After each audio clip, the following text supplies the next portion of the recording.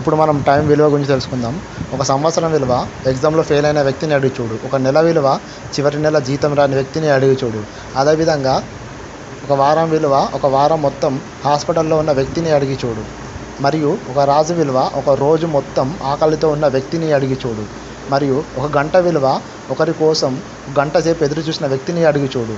అదేవిధంగా ఒక నిమిషం విలువ ఒక నిమిషంలో ట్రైన్ మిస్ అయిన వ్యక్తిని అడిగి చూడు. ఒక సెకండ్ విలువ ఒక సెకండ్లో ప్రమాదం నుంచి తప్పించుకొని ప్రాణాలతో బయటపడిన వ్యక్తిని అడిగి చూడు. అందుకే ఈ ప్రపంచంలో అత్యంత విలువైనది సమయం మాత్రమే. మీ సమయాన్ని పనికిరాని వీడియోస్ చూసి వేస్ట్ చేయడం కన్నా స్కిల్స్ నేర్చుకోవడంలో మీ టైంని స్పెండ్ చేయండి.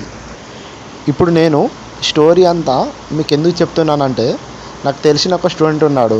అతడు వచ్చేసి ఒక కార్పొరేట్ కాలేజీలో ఇంటర్మీడియట్ కోసం అని చదవడానికి జాయిన్ అయ్యాడు.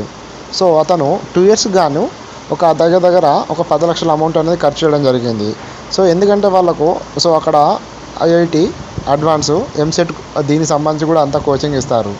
సో ఆయన 10 లక్షల అమౌంట్ కట్టాడు. సో ఈ 2 ఇయర్స్ గాను లాస్ట్కు రిజల్ట్ చూస్తే కనుక అతనికి ఐఐటిలో సీట్ రాలేదు, అడ్వాన్స్లో సీట్ రాలేదు. చివరికి ఎంసెట్లో కూడా కొన్ని లక్షల సీట్ వచ్చింది. సో దీనివల్ల అతనికి ఏమైనా లాభం ఉందంటే ఏం లాభం లేదు. సో అతడు ఏంటంటే ఏదో ఒక కాలేజీలో సీట్ వస్తుంది, సో మంచి కాలేజీలో కాదు. సో దీనివల్ల ఏంటిది, అతనికే నష్టం కదా.